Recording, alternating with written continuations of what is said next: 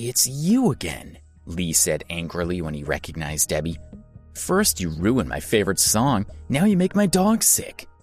Debbie's stomach still hurt. She couldn't even open her eyes. She had no idea what had happened, and Lee's words just confused her. Janice and Rita also had no idea what was going on. They didn't know that Melissa had given the water to Debbie. At that moment, the ambulance arrived, flashing red and blue lights. It stopped outside the auditorium, and 2 paramedics lifted a stretcher out of the back.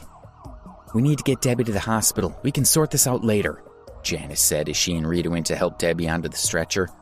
"Stop," Lee shouted. "Did I say you could leave?" They all froze. Lee's gaze landed on Melissa. "Give the water to the doctor and get them to check if it contains poison." "Yes, sir." Melissa picked up the bottle of mineral water and handed it to the paramedic. The paramedic knew who Lee was, so he agreed straight away. He used the equipment in the ambulance to do a quick check on the contents of the bottle. While this was happening, Angelina had asked the other paramedic to treat her beloved dog. He immediately injected Duke with analgesics and anti-inflammatories to stabilize his condition. The first paramedic finished his tests and ran out of the ambulance. He said to Lee, "Mr. Dempsey, the test has shown that there has been poison added to this water. Drinking this water would cause severe abdominal pain." Hearing this, the crowd was in an uproar. Lee glared angrily at Debbie, who opened her eyes in shock. She looked at Melissa, and only then did she realize what had happened. Debbie slowly raised her arm and pointed at Melissa, saying, "It's her, Mr. Dempsey. This bottle of water. She gave it to me," Melissa said in a fluster.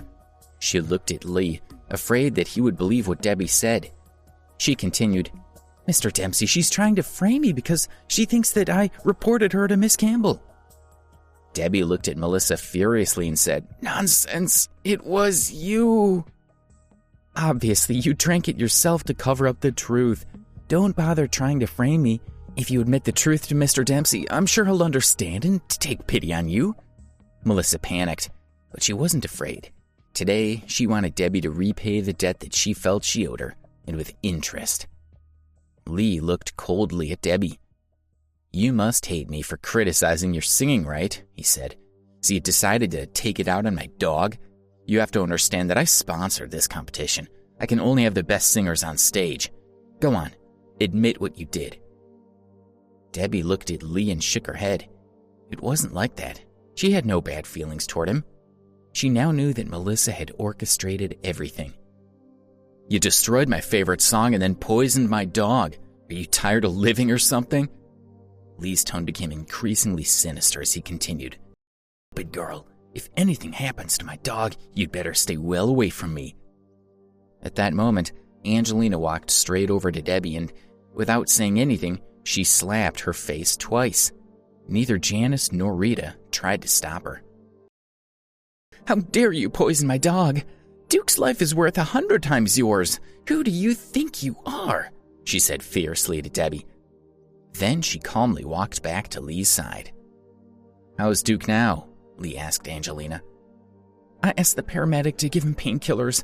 He's in less pain now than he was before."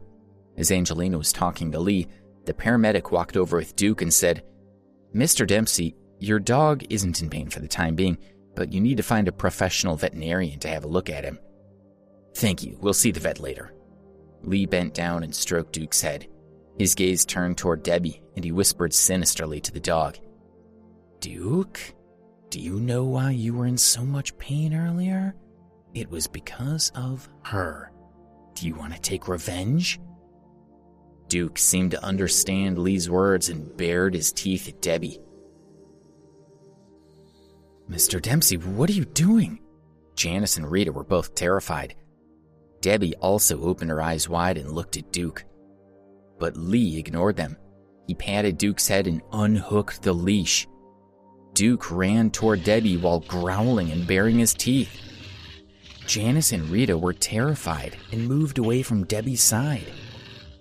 Debbie forgot all about the pain in her abdomen. Looking at Duke charging toward her, she got up quickly and tried to run. With every step she took, pain shot through her stomach. She ran full steam into the artificial lake, but Duke rushed in after her. He reached her quickly, baring his teeth and trying to bite her. In order to avoid the attack, Debbie punched the dog's head with all her might, but she was no match for Duke. A piece of her clothing was bitten off by the ferocious dog. While Debbie was being mauled by a crazed dog in Chicago, Alex was getting drunk with his friends in New York. With a flushed face, he raised his glass and clinked it with Joe. "Drink, my friend. You've really found yourself a wonderful wife." Debbie fell into the lake with a splash. She choked as she swallowed a mouthful of water and desperately tried to stand up. Duke bit her arm and she started bleeding. Meanwhile, Alex clinked glasses with his friends. The liquor splashed out and they all laughed loudly. Alex felt happy. He couldn't remember feeling as content as he did that night. In the artificial lake, the girl and the dog were splashing maniacally. Duke had a lot of energy, but Debbie was already on the verge of exhaustion. Her clothes were torn, her body was bitten, and she was starting to lose a lot of blood. Duke was looking for an opportunity to bite her neck and finish her off. Janice and Rita pleaded with Lee to save Debbie, but it was useless. If Duke killed Debbie, Lee would tell everyone that it was an accident. His reputation wouldn't be affected at all. At that moment, a strident voice came from behind the crowd. "Hey, isn't this meant to be a talent show? Why is there no one on the stage, and why are all of you standing out here?" 4 female performers walked out with the young man. The girls were all elegantly dressed and stunningly attractive. Any one of them could be a supermodel. In contrast, the young man was wearing shades, a baggy t-shirt, and surfer shorts showing off his. He looked like he was wearing a pair of woolen pants. Trying to get on Lee's good side, an audience member pointed to the approaching young man and said rudely, "Hey, who are you? How did you get here? Don't you know Mr. Dempsey's here?" The youth glanced at the young man and then told the girls beside him to wait a moment. He casually walked over to him and asked softly, "Were you talking to me?" The young man tried to act tough, but he was still a little nervous. He spluttered, "Yes, Mr. Dempsey's still here. Who do you think you are?" But before he could finish, the youth had already reached over and had hit him. The poor young man's lips were swollen and bleeding. His handsome face was battered and bruised, and he was on the verge of tears. "Mr. Dempsey, he hit me," he complained to Lee in a whine. "Shut up." Not only did Lee not help him, but he actually punched him as well. The poor man was now bleeding from his nose. He was in complete misery. If he had known what was going to happen, he would have never gotten involved. No one could understand what Lee was doing. Why wasn't he kicking out this arrogant newcomer? To their surprise, Lee walked over to him with a fawning smile and said, "Mr. Ambrose, when did you arrive in Chicago? Why didn't you get someone to notify me when you arrived? I would have arranged for someone to pick you up."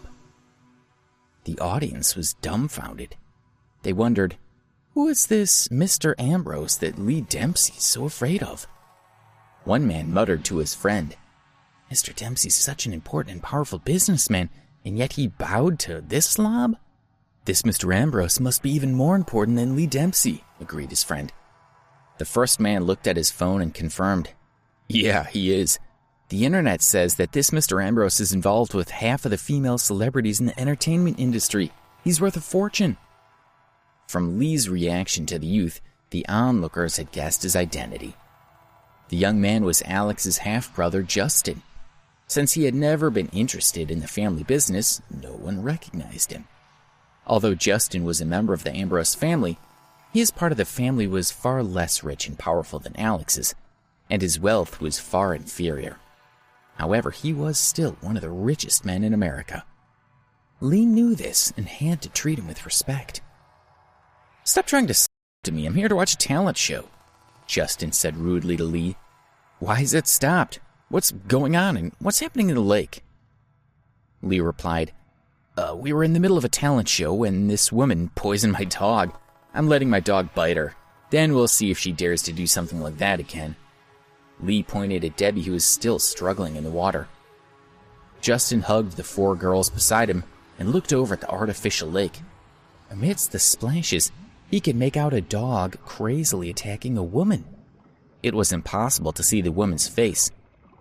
He nodded in approval and said, "I have an African lion at home. If anyone tried to poison my lion, I would let him eat him."